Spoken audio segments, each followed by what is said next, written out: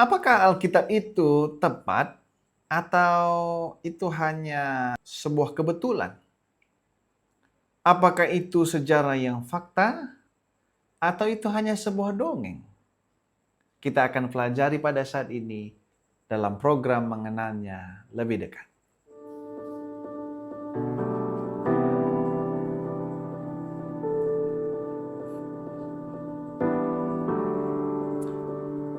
Untuk mengetahui apakah di Alkitab itu hanya sebuah dongeng atau tidak, apakah itu tepat apa tidak, kita akan mempelajari terlebih dahulu apa sebenarnya manfaat daripada dituliskannya Alkitab itu sendiri.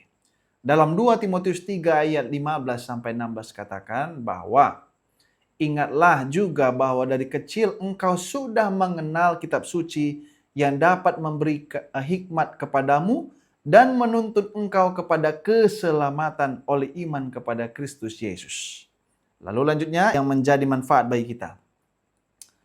Segala tulisan yang diilhamkan Allah memang bermanfaat untuk mengajar, menyatakan kesalahan, untuk memperbaiki kelakuan, dan untuk mendidik orang dalam kebenaran. Jadi bisa kita simpulkan dari 4 hal ini yang memberikan manfaat kepada kita.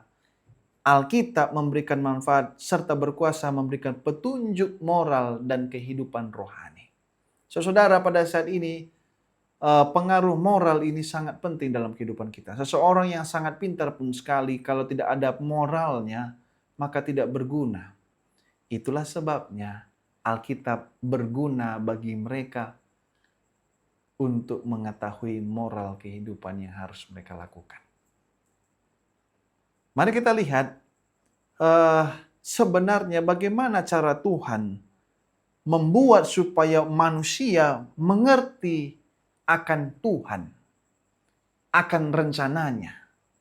Ada cara Tuhan. Kita pelajari ya. Cara Tuhan menyatakan tentang Tuhan itu sendiri, tentang sifatnya, tentang siapa Allah, tentang rencananya melalui interaksi atau hubungan yang erat antara Allah dengan umat manusia. Itulah sebabnya dalam menuliskan Alkitab itu sendiri pun Allah tidak menggunakan langsung caranya, yaitu menuliskan langsung, tidak. Tapi dia menggunakan manusia karena ada chemistry di sini. Ya. Dan Tuhan tidak memberikan rencangan-rencangannya menjelaskan Tuhan tentang Tuhan dalam doktrinnya abstrak, tapi dia jelaskan melalui hubungan dengan manusia. Itulah sebabnya Allah dinyatakan melalui kehidupan nyata bersama dengan umatnya yang terbukti dalam sejarah. Ya, yang terbukti dalam sejarah. Itulah sebabnya saya juga sampaikan pada saat ini. Alkitab menuliskan tentang sejarah. Karena di awal kita sudah sampaikan bahwa Alkitab menerangkan tentang Tuhan. Jadi supaya orang paham tentang Tuhan, cara pertama menuliskannya dalam sejarah atau menuliskan sejarah yang terjadi antara umat manusia dengan Tuhan. Supaya apa? Supaya kita mengerti, supaya kita paham akan sifat Allah dan tujuannya, rencananya dalam kehidupan kita. Kenapa penting untuk mengerti atau paham akan sifat Allah atau tujuannya kepada hidup kita? Apa pentingnya? Apa yang kita pelajari pada saat ini? Satu hal yang saya sampaikan pada saat ini. Sebuah pemahaman yang tepat, pemahaman yang benar akan membimbing kita kepada kehidupan yang kekal. Nah, ini ada satu pelajaran lagi, bahwa manusia ini tidak akan selamanya seperti ini. Tua, mati, udah.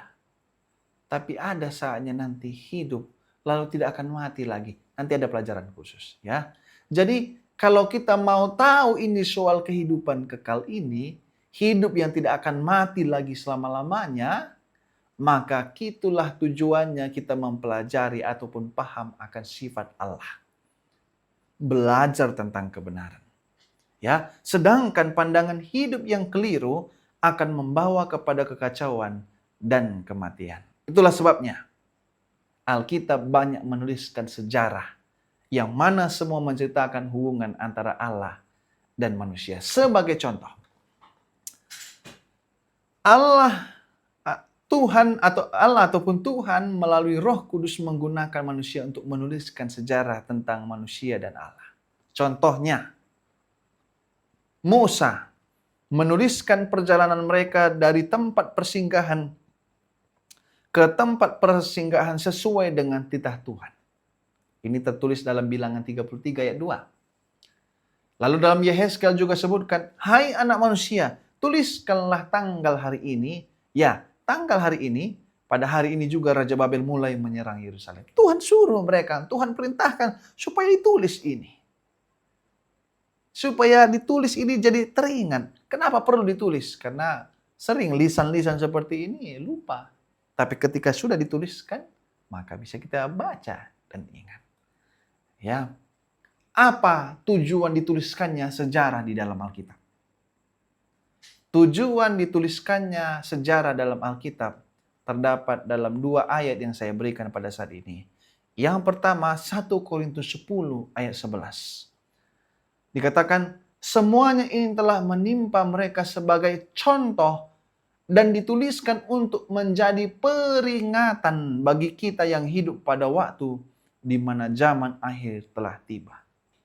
Yang kedua, sebab segala yang dituliskan dahulu telah ditulis untuk menjadi pelajaran bagi kita supaya kita teguh berpegang pada pengharapan oleh ketekunan dan penghiburan dari kitab suci. Roma 15 ayat 4. Jadi, tujuan dituliskannya sejarah di dalam Alkitab yang pertama menjadi peringatan kepada kita. Ingat loh, waktu lalu itu sudah terjadi. Jangan lakukan lagi. Atau waktu lalu sudah pernah dibuat, lakukan hal itu karena itu baik bagimu. Yang kedua, menjadi pelajaran, menjadi peringatan dan menjadi pelajaran bagi kita. Jadi bersyukur kita kalau mau mempelajari Alkitab. Tidak hanya ikut kata orang saja. Ini rugi besar kita kalau hanya seperti Beo, ikut-ikut kata orang. Tapi belajar Alkitab banyak manfaatnya bagi kita. Contoh, kisah yang menjadi pelajaran bagi kita. Kisah Sodom dan Gomora. Kalau kita baca dalam 2 Petrus 2 ayat 6 dikatakan, dan jikalau Allah membinasakan kota Sodom dan Gomora dengan api, dan dengan demikian memusnahkannya dan menjadikannya satu peringatan untuk mereka yang hidup fasik di masa-masa kemudian. Jadi peringatan. Ingat, pada waktu dulu pernah terjadi orang berbuat jahat akhirnya harus dibinasakan. Ya, dan beberapa pengalaman seperti Abraham ataupun Ibrahim. Dia oleh karena percaya, begitu percaya kepada Tuhan, dia laksanakan perintah Tuhan itu. Dan sekarang dia menjadi bapa orang percaya. Karena dia mau dengarkan apa kata Tuhan. Dan Tuhan sediakan jalan. Ceritanya begini.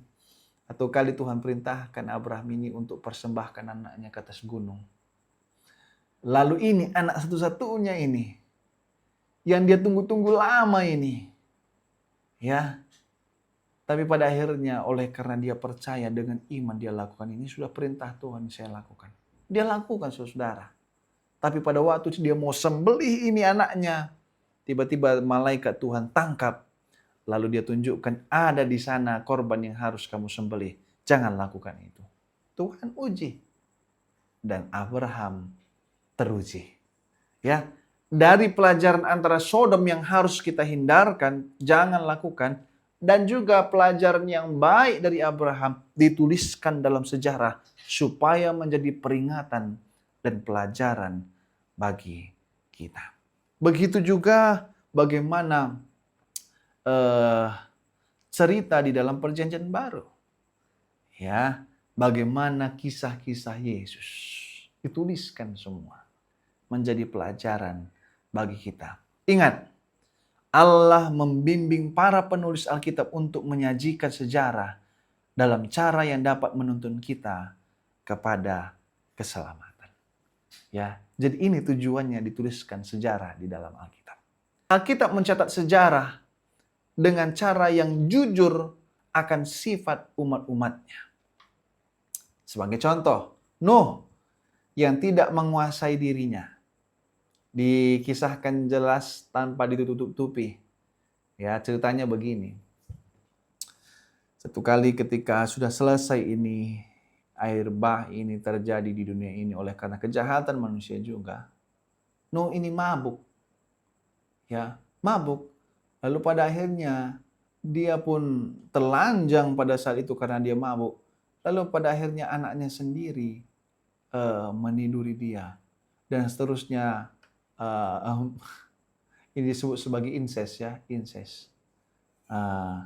Jadi itu yang terjadi. Terjadi hal yang tidak diinginkan. Jujur. Begitu juga dengan Abraham. Dia berbohong. Ya, meskipun satu sisi boleh dikatakan betul juga yang disampaikan, tapi dia tutup-tutupi itu. Bagaimana dia katakan, ini bukan istriku, tapi saudaraku. Karena dia takut kepada manusia ini. Akhirnya, hal yang tidak diinginkan terjadi. Dengan jelas tingkah laku Musa juga. Kalau ingat ceritanya itu, Musa itu dia pukul itu batu itu. Keluar air padahal Tuhan belum perintahkan. Akhirnya apa yang terjadi? Dia tidak boleh masuk Kanaan. Dan masih banyak lagi. Artinya apa saudara? Alkitab menuliskan sejarah secara jujur. Tidak bohong-bohong. Tidak yang positif-positif aja diambil. Dalam hal yang negatif pun dituliskan juga di sana. Supaya apa? Menjadi peringatan dan pelajaran bagi kita. Begitu juga dengan bangsa Israel. Ya, bangsa Israel yang begitu berulang-ulang Tuhan sudah ingatkan. Mereka tidak lakukan kehendak Tuhan. Pada akhirnya itu menjadi peringatan dan pelajaran bagi kita. Ambil dari sisi positif maupun negatif yang tidak boleh kita ikuti. Jadi itulah tujuannya sejarah dibuat. Dan kita percayai bahwa sejarah itu secara jujur dituliskan. Tidak bohong-bohong. Itu bukan dongeng. Itu bukan dongeng. Ya. Kemudian satu hal yang perlu kita ketahui, Alkitab dibuat dengan bahasa manusia untuk membuat kita paham akan firman Tuhan. Ada mungkin perdebatan besar ya, perdebatan besar. Wah, kalian tuh tidak murni lagi, tidak lagi dari atas. Lalu ini menjadi satu jawaban kepada mungkin yang berpikir seperti itu. Alkitab ditulis dengan bahasa, makanya sekarang ada terjemahan-terjemahan, tujuannya apa? Supaya paham. Ya, supaya paham. Ada terjemahan-terjemahan, ya mungkin ada juga kesalahan di dalam terjemahan itu. Tapi saya yakin dan percaya poin penting, prinsipnya tetap ada di dalamnya. Ya, tetap ada di dalamnya.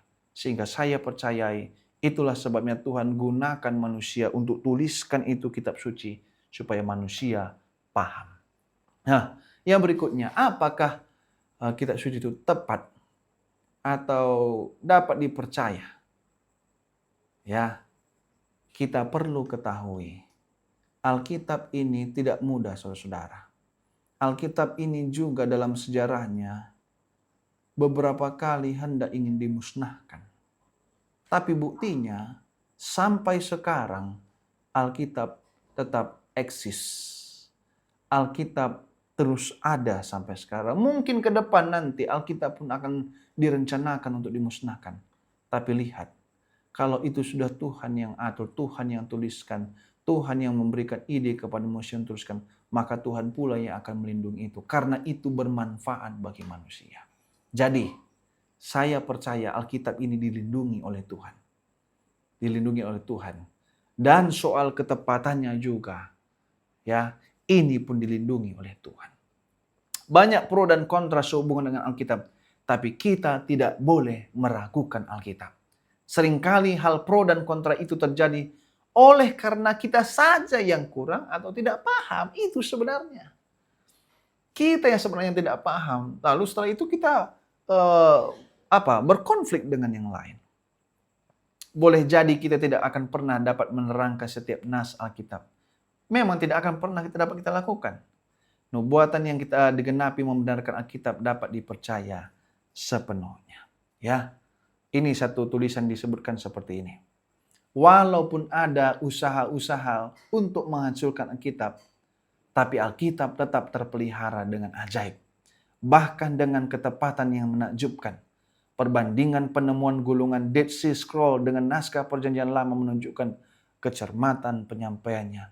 Hal ini mengukuhkan kelayakannya untuk dipercaya. Keterpercayaan atas kitab suci sebagai pernyataan kehendak Allah tidak pernah salah.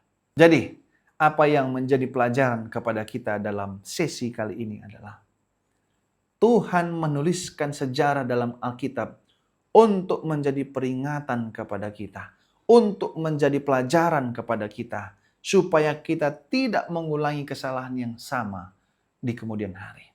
Tuhan menuliskan sejarah dalam Alkitab juga untuk menunjukkan kebenaran kepada umat manusia, sehingga mereka mengetahui mana yang benar, mana yang salah. Kitab suci ataupun Alkitab memang ditulis oleh manusia, tapi karena keterlibatan Tuhan di dalamnya, maka ketepatan Alkitab dapat diuji dan dibuktikan. Itu bukan dongeng, tapi itu adalah kebenaran. Ya, saudara-saudara, kalau penasaran dengan Alkitab, silahkan baca Alkitab. Tapi dengan syarat, jangan hanya cari kesalahan di dalam Alkitab. Karena kalau cari hanya kesalahan saja, saudara tidak akan diberkati oleh Alkitab. Saudara tidak akan mengerti, ataupun saudara tidak akan mendapatkan manfaat dari membaca Alkitab. Tapi kalau saudara mempelajari dengan kerendahan hati, oh apa sebenarnya yang baik dipelajari sini? Ambillah pelajaran itu.